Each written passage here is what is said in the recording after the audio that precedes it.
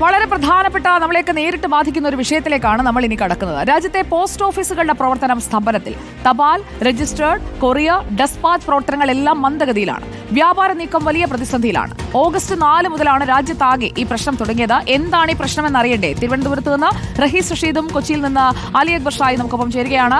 ആദ്യം റഹീസിലേക്ക്. റഹീസ്, എന്താണ് post office ശൃംഖലയിൽ സംഭവിച്ചത്? സോഫ്റ്റ്വെയറിന്റെ മാറ്റമൊക്കെ സംഭവിച്ചിരുന്നു. അതിനുശേഷം പഴയ രീതിയിൽ വേഗത്തിൽ കാര്യങ്ങൾ പ്രോസസ് ചെയ്യാൻ കഴിയാത്തതാണോ നിലവിലെ പ്രശ്നം?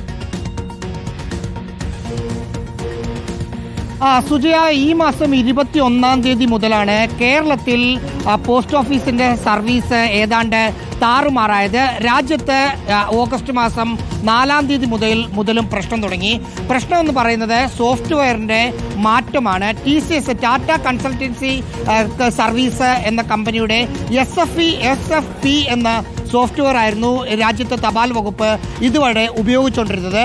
അത് മാറ്റിയിട്ട് തപാൽ വകുപ്പ് തന്നെ സ്വന്തമായൊരു IT 2.0 എന്നൊരു സോഫ്റ്റ്വെയർ പുറത്തിറക്കി. ആ സോഫ്റ്റ്വെയർ പുറത്തിറക്കിയതിന് ശേഷം ലോഗിൻ ചെയ്യാൻ കഴിയുന്നില്ല എന്നതായിരുന്നു കഴിഞ്ഞ ദിവസം വരെ ഉണ്ടായിരുന്ന പ്രധാന പ്രശ്നം. ഇപ്പോൾ ലോഗിൻ ചെയ്താൽ പോലും ലോഡാകുന്നില്ല, പ്രോസസ്സ് കൃത്യമായ രീതിയിൽ നടക്കുന്നില്ല. ആകെ നടക്കുന്നത് പോസ്റ്റ് ഓഫീസ് വഴിയുള്ള സേവിങ്സ് ബാങ്കിന്റെ പ്രവർത്തനങ്ങൾ മാത്രമാണ്. അത് മറ്റൊരു സെർവർ വഴിയാണ് അത് ഓപ്പറേറ്റ് ചെയ്യുന്നത് കൊണ്ടാണ് ആ പ്രവർത്തനം നടക്കുന്നത്. ഇതുകൊണ്ടുള്ള പ്രശ്നം ഒരു തരത്തിലും ഇപ്പോൾ തപാൽ നമ്മളൊരു കത്തയക്കാനുള്ള നീക്കങ്ങൾ, കൊറിയർ അയക്കാനുള്ളത് അടക്കമുള്ള, പ്രത്യേകിച്ച് ഓണക്കാലമായതുകൊണ്ട് പല ആളുകളും ഈ പോസ്റ്റൽ സർവീസ് വഴി ബിസിനസ്സുകാർ നിരവധി സാധനങ്ങൾ കൊണ്ടുവരുന്ന ഒരു സമയമാണ്. അവരെ വലിയ തോതിൽ ബാധിച്ചിട്ടുണ്ട്.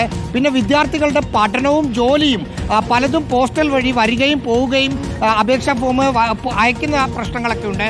അതൊക്കെ തടസ്സപ്പെട്ട് നിൽക്കുകയാണ്. പൂർണ്ണമായും നിന്നു എന്നതല്ല, പക്ഷേ ഒരു തരത്തിലും നല്ല രീതിയിൽ മുമ്പുണ്ടായിരുന്ന ഒരു വേഗതയിൽ ചെയ്യാൻ പറ്റുന്നില്ല. നിരവധി ആളുകൾ ഇവിടെ വന്നിട്ട് പോകുന്നതാണ്. നമ്മൾ ഈ നിൽക്കുന്നത് തൈക്കാട് പോസ്റ്റ് തപാൽ ഓഫീസിലാണ്. അവിടെ രാവിലെ മുതൽ വന്നപ്പോൾ നിരവധി ആളുകൾ വന്നിട്ട് പോവുകയാണ്. എപ്പോൾ ശരിയാക്കുമെന്ന് ഇവിടെയുള്ള ഉദ്യോഗസ്ഥർ മുകളിലുള്ള ഉദ്യോഗസ്ഥരോട് ചോദിക്കുമ്പോൾ അതിനൊരു ഡേറ്റോ സമയമോ പറയുന്നില്ല.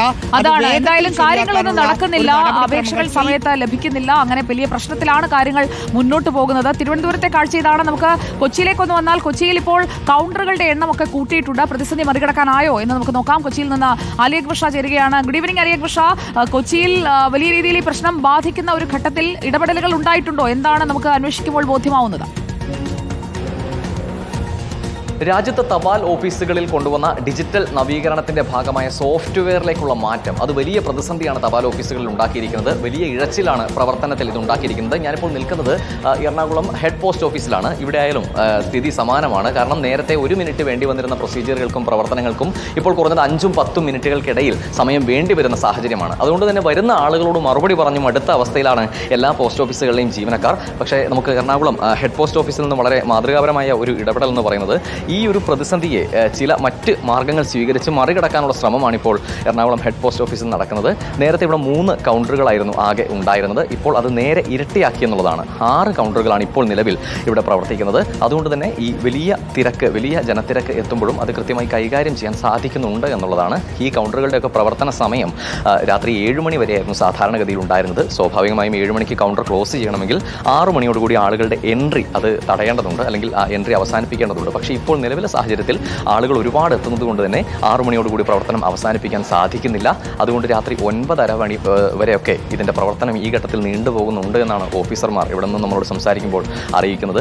എന്തായാലും ഈ രാജ്യത്താകെ സ്ഥിതി സമാനമാണ്. സ്വാഭാവികമായും ഒരു മാറ്റം വരുമ്പോൾ ഉള്ള ഒരു പ്രതിസന്ധിയാണ്. അതിലേക്ക് എത്താനുള്ള ഒരു ചെറിയ കാലതാമസം അത് സ്വാഭാവികമായും ഉണ്ടാകും എന്നുള്ളതാണ്. രാജ്യത്താകെ എല്ലാ പോസ്റ്റ് ഓഫീസുകളിലും ഈ ഒരു മാറ്റം വരണമെങ്കിൽ ഏകദേശം 3 മാസത്തോളം വേണ്ടിവരും എന്നതാണ് മനസ്സിലാക്കുന്നത്. പക്ഷേ ഈ സോഫ്റ്റ്വെയർ അപ്ഡേഷനിലെ ഈ ഒരു പ്രതിസന്ധി, നിലവിലെ ഈ ഒരു തിരക്ക് കൈകാര്യം ചെയ്യാൻ കഴിയാത്ത നിലയിൽ ഉണ്ടായിരിക്കുന്ന ഈ പ്രതിസന്ധി അത് ഒരാഴ്ചയ്ക്കുള്ളിൽ തന്നെ പരിഹരിക്കാൻ കഴിയും എന്നാണ് ഈ ഘട്ടത്തിൽ നമുക്ക് മനസ്സിലാക്കാൻ സാധിക്കുന്നത്. ഉടൻ തന്നെ എന്തായാലും പ്രശ്നപരിഹാരം ഉണ്ടാകട്ടെ.